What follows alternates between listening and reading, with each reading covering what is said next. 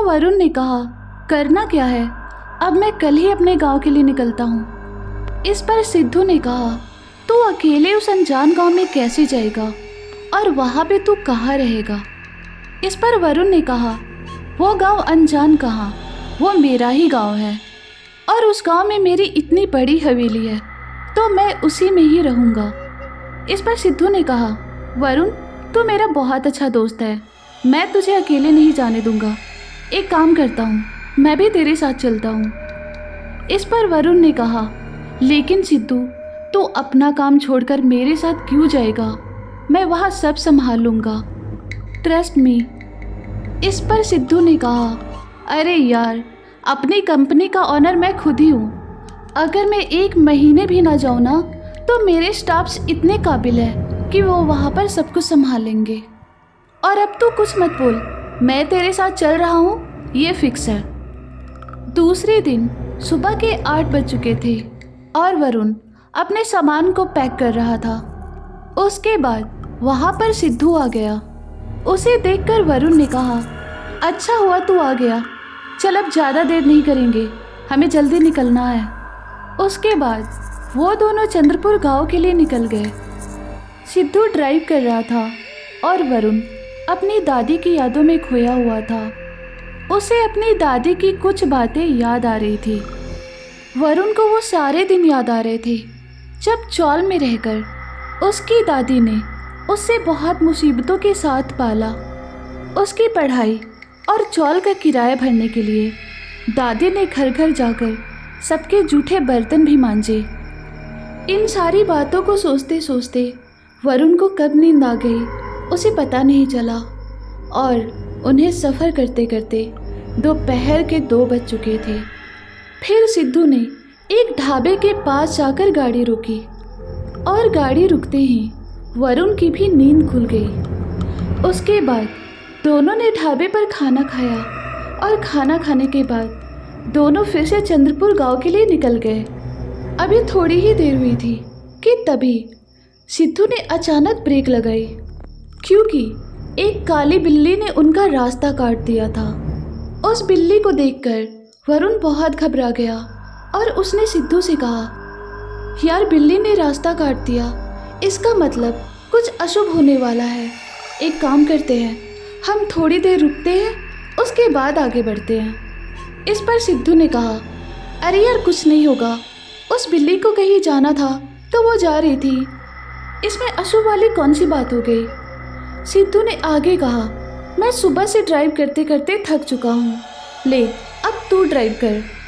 तो वरुण ने कहा, ठीक है मैं ड्राइव करता हूँ और तू गूगल मैप ऑन रख, फिर मुझे लोकेशन बताता जा। फिर शाम के 7:30 बजे तक वो दोनों चंद्रपुरा गांव पहुँच गए। उस गांव में इंटर करते ही उन्हें ऐसा लगा कि पूरे गांव में सन्नाटा छाया हुआ है और वो सन्नाटा ऐसा लग रहा था मानो मौत के पहले का सन्नाटा हो। और आसमान में काले बादल घिर आए थे।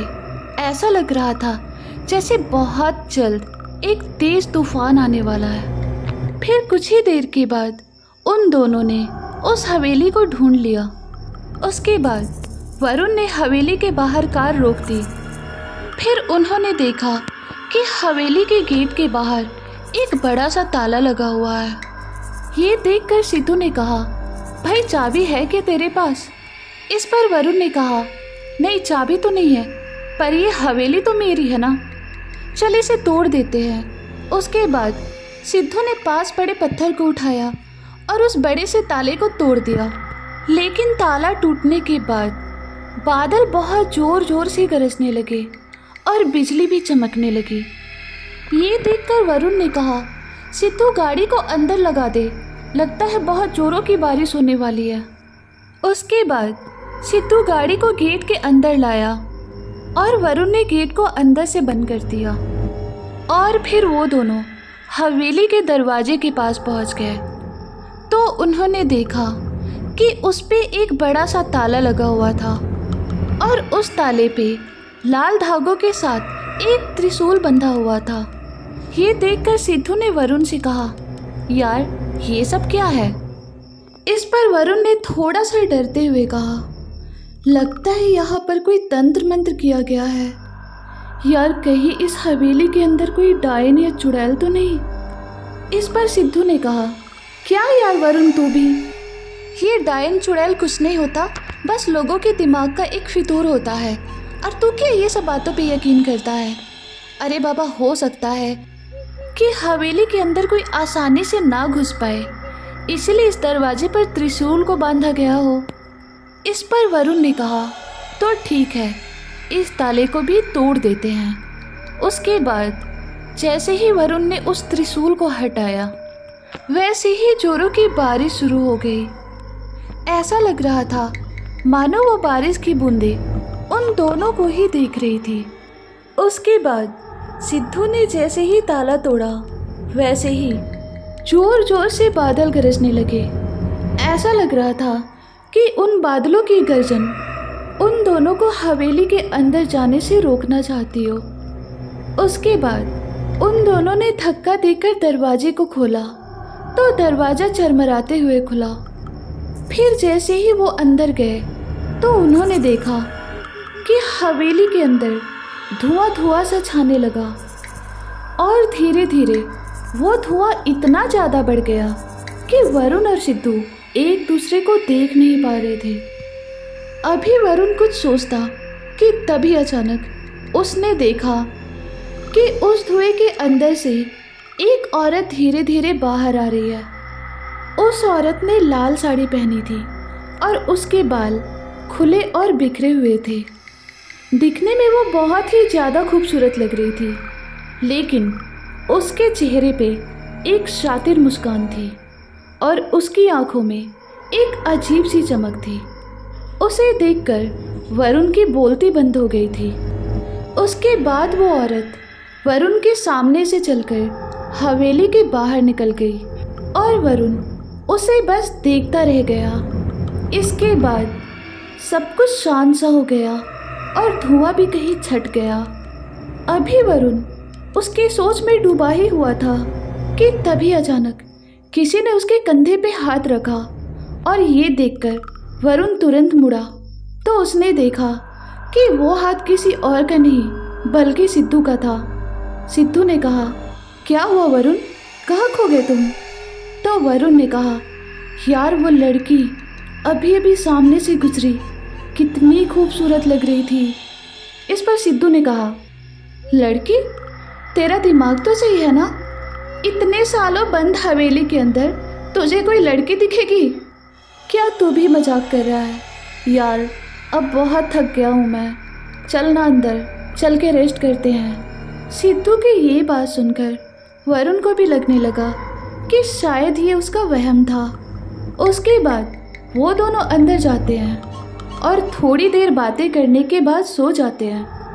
अब रात के 1 बज चुके थे और चंद्रपुर की सोनम नदी शांति से बह जा रही थी, और एक 25 से 30 साल का नौजवान जिसका नाम था रामू, वो उस नदी को पार करने की कोशिश कर रहा था। लेकिन पानी के बहुत तेज बहाव के कारण रामू को ऐसा लग रहा था कि वो इस नदी को पार नहीं कर पाएगा।